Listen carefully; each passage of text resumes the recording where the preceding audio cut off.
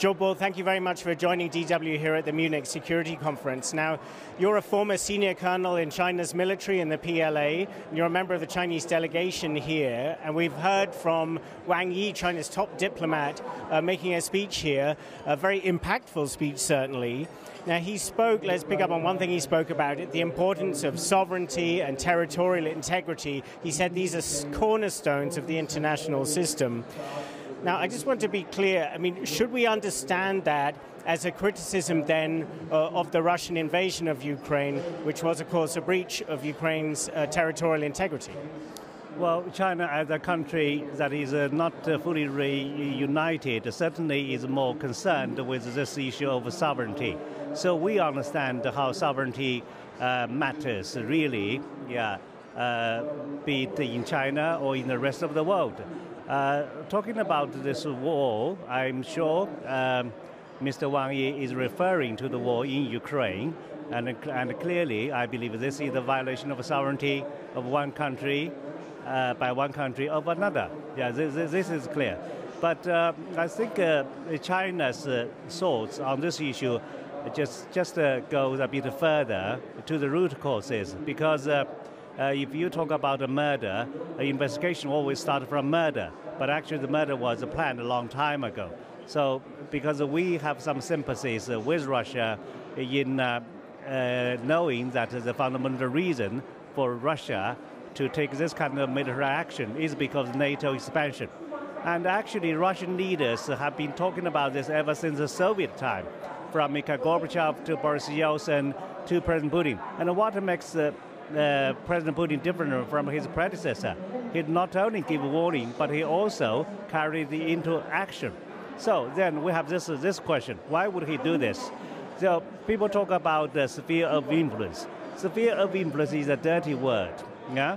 But if Russia believes it has sphere of influence, then would like to defend it with military means, then there is a sphere of influence for Russia. And given the history of the two countries, and think of the great connectivity between the two countries, so I kind of know what Putin would look at this issue from this perspective, which of course doesn't mean he's right. But just to drill down into this argument, which we've heard from the Chinese side, so sort of accepting Russia's motivations, as you suggest, but doesn't this ignore the right of the people of Ukraine to choose what they want? I think, yeah, that it is really miserable to see the great, atrocities that occurred in Ukraine, and this is the aftermath of the war.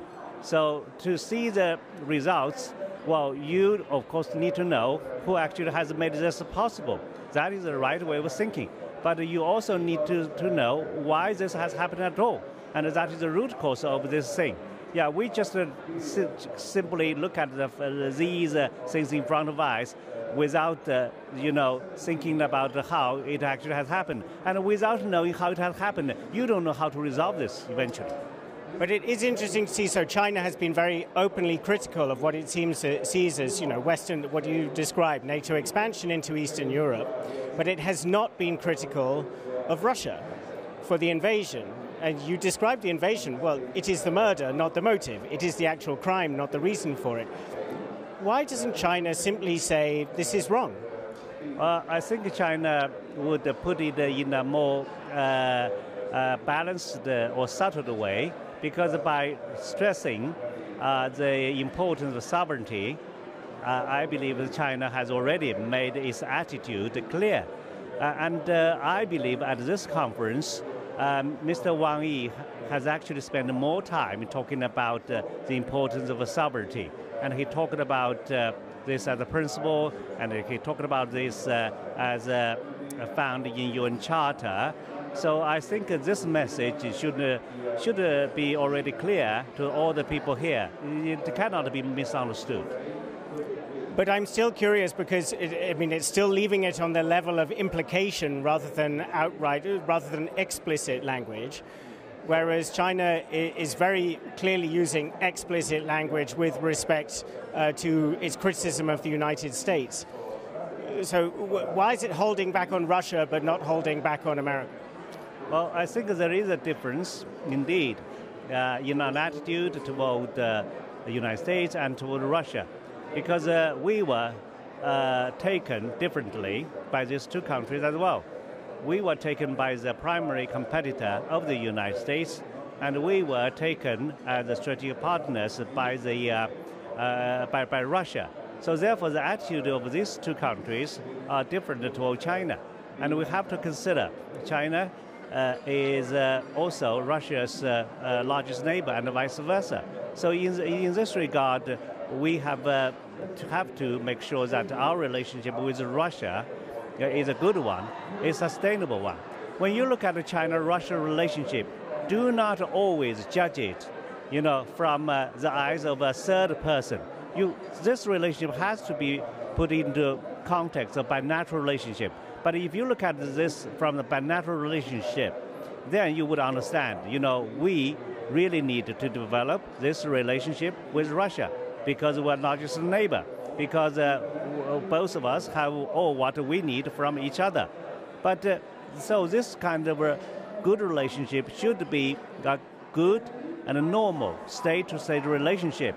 Yeah, it should not be put on the test by other countries on something that China has nothing to do. Being a Chinese, I sometimes feel flattered in that nowadays everything seems to be related to China. Even about this war in the heart of Europe, which has nothing to do with China, but people would still say which side you want to take. And all your questions seems to be suggesting indirectly that China should have a clear-cut position. And this actually is a kind of asking China to take a side. And then we have this question whether China would be a serious mediator. This is what I learned at this conference. Could China just, persuade Russia, making use of influence about, what Russia should not do, so on and so forth. And then it even gives people some imagination as to how a similar conflict might occur in Taiwan Strait. Yeah, so all these things, what I mentioned is, because this war has nothing to do with China, but still it invites so many people's imagination or discussion about the role of China. In one aspect, this is good. This shows that China is really powerful, China is really important, and China also wants to play this role in a responsible manner. So Wang Yi did say that China will soon present a peace proposal. So it is becoming, evidently is prepared to become quite active in the search for a political solution. What can we expect in that proposal? Well, I'm not so sure what are the details of his proposal, but as a Chinese, I believe I share the same feeling that this war is not in China's interest. If it can stop, immediately, we would be most happy, but we know it won't stop. Probably not at all this year. And so how long this war will last, nobody knows. But I don't believe right now we are seeing, de-escalation of the situation. We're actually seeing escalation of the situation. Because from all what I heard at the Munich Security Conference, the West is adamantly, supportive of Ukraine, and they have expressed that they would support Ukraine by all means. So, but on the other hand, Russia could not be defeated. So people talk about defeating Russia, but in what context? Russia will still remain a large country with the largest nuclear arsenal. So I see the stalemate. Putin will not win the war, but he can hardly lose the war. So what would happen? Then it is a miserable situation. Do you think Putin might use nuclear weapons? I don't know, but I worry about this. So that is why I'm the first Chinese who talk he should not use nuclear weapon. And so, excuse me, but so when Olaf Scholz, the German Chancellor, was in Beijing, he spoke to Xi Jinping, and there was a statement that came out also from Xi Jinping saying that, criticizing nuclear threats even. Is China prepared to use influence on Moscow to at least not go to that grim step of using nuclear weapons? I think China has already played a pivotal role in dissuading any possible use of nuclear weapons by Russia. I'm only a former PLA officer. I wrote this opinion. I know the relationship between our two countries are good, but this is about humanity. Nuclear weapons should not be used in any cases. So I wrote it. But I was most happy that my president talked about it in a week's time. And German Chancellor Scholz said that even for this agreement, his visit to China was worthwhile. And my president, in his bilateral talks with President Biden at G20, reiterated China's clear-cut position about no use of nuclear weapon. And this is not only China's position, this is Russia's own promise. Yeah, because in a joint statement by 5 nuclear weapon states, they have made a joint statement that a nuclear war cannot be won, so therefore it should not be fought. This is Russia's own promise. Now, you mentioned the prospect of a potential conflict in the Taiwan Strait, and also you referred to China as not a united country, because in the view of Beijing, Taiwan should be reunified with China. There have obviously been serious tensions there in recent months. Wang Yi, again from his speech, he was asked at the very end whether he could reassure the people, the delegates here in Munich, that China is not planning an imminent attack on Taiwan. He dodged the question. He essentially turned it around and put the blame on the Taiwanese government, accusing it of being separatists. Why did he dodge that question? Why can't he say, don't worry, we're not going to attack at least in the next few years? I cannot predict what is on his mind, but I know, and I would like your people to know that mainland China has never laid down a timetable for reunification with Taiwan. This is the first thing. The second thing is defense budget, like geography, would not lie. What do I mean by that? Normally, if you are worried about your security environment, you would increase defense budget. And China's defense budget this year, that was announced after this war, was still less than 2%, like in decades. Remember, this is announced after the war. So this war didn't change, this war in Europe didn't change China's mentality. China still remains calm, although it has a lot of pressures, although in our 20th Congress report, we talked about the high wind, the heavy storm, right? So China's confidence about its own security environment matters, even to the rest of the world. If China believes, okay, the United States take us as an extreme competitor, so we have to compete with the United States. So it's good that China, when is still talking about cooperation, while the United States describes this relationship as one of competition. And yet, I mean, even if it's not increasing as a percentage of GDP, military spending is increasing. Certainly the Chinese military is expanding at a significant level. And we saw major exercises around Taiwan after the U.S. House of Representatives Speaker Nancy Pelosi visited there last August. Her successor as Speaker of the House, Kevin McCarthy, is said to want to go to Taiwan, is maybe even planning a trip. What will China do if he goes? I think even in theory, China's response would have to be greater, because Nancy Pelosi's visit was not agreed by President Biden, by the Pentagon, but she still insisted to go. And our exercise, unprecedented large-scale exercise, was a response. So if the United States believe in one China, why would you provoke China to this extent? Did anything happen that shows that China would attack Taiwan tomorrow? There's no such indication at all. And so my answer for this is that the United States right now actually is highly divided. This kind of division is not only between the ordinary people and the elite. It's also between, the different branches. The legislation versus the executive branch, and this kind of division is also found even within the military. For example, four-star American general talking about mainland China about to attack Taiwan in 2025. only out of his gut feelings, without any proof, without any statistics. He could give his subordinates a memo telling that China was about to attack Taiwan because of his gut feeling. And this is not even agreed upon by Pentagon. So there have come this question, how could he make such irresponsible remarks? And why didn't, Pentagon regulate him? So it just raised many questions, rather than this genuine question whether mainland China would really attack Taiwan in 2025. And there are significant questions at the moment also about the stability of the US-China relationship, which have been thrown up partly by this drama over spying balloons, which in themselves don't necessarily pose any threat. But they've raised concerns of the ability of China and the US to manage a crisis if an accidental crisis could come up. It's said that there really aren't proper hotlines between the two sides to deal with that. How concerned are you about that?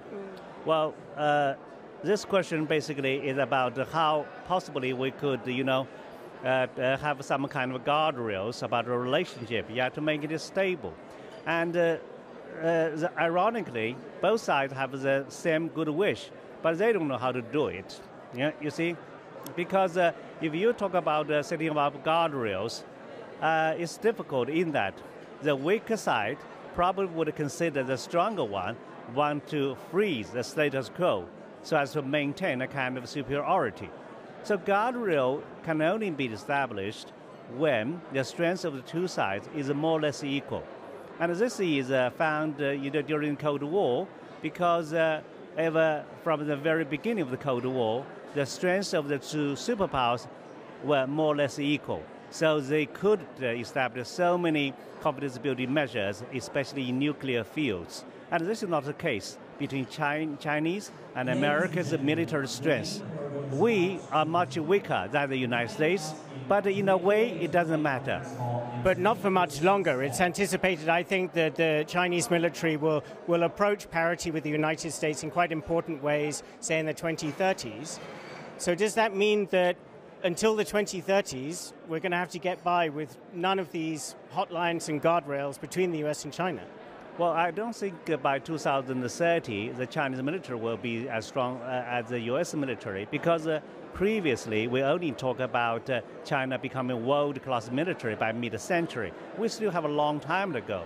So the question is, what does a world-class military mean? So, of course, the United States is a world-class military, right? So if the United States? Yeah, the United States, of course, is the world-class military. So if for China to catch up with the United States, you have to wait until mid-century. But in our latest report of 20th Congress, we talked about speeding up this process. But still, I would believe it won't be, as early as 2030. But remember one thing: this kind of disparity in strength doesn't matter that much in the Western Pacific, because globally speaking, Chinese military won't compete with the United States for global dominance. So long as we are capable of defending our sovereignty and territorial integrity in the Western Pacific, that's good enough for us. And that is the time where you feel that there will be some kind of showdown, do you feel, between the US and China in the coming years in the Western Pacific? Is that becoming more and more inevitable? No, I don't think so. On the contrary, I believe that will be the time when this relationship becomes somewhat stabilized. And before it becomes stabilized, this is the most dangerous time. So from now till that time, this is the most dangerous time. And let me finally return to the question that was posed to Wang Yi about the risk of some attack on Taiwan. People around the world are really concerned about that. They've seen the impact that the Ukraine war has had. A war on Taiwan could create even greater destabilization in the world. You're ex-military in China. What can you say to reassure people that maybe it will simply never happen? I think this kind of comparison, or just because people have seen a war in Europe, doesn't suggest that another similar war will necessarily occur in Taiwan Strait. We want peaceful reunification because that is, of course, in our own interest. What is the use of Taiwan that is totally battered and shattered? So people should not doubt about our sincerity to have peaceful reunification. But we won't, just relinquish non-peaceful means. But that is only reserved, for different extreme situations. I'm sure the delegates here would have liked it if Wang Yi had said that in his own answer. But thank you very much for speaking to us, Colonel Zhou, Senior Colonel Zhou. Thank you. Thank you very much indeed.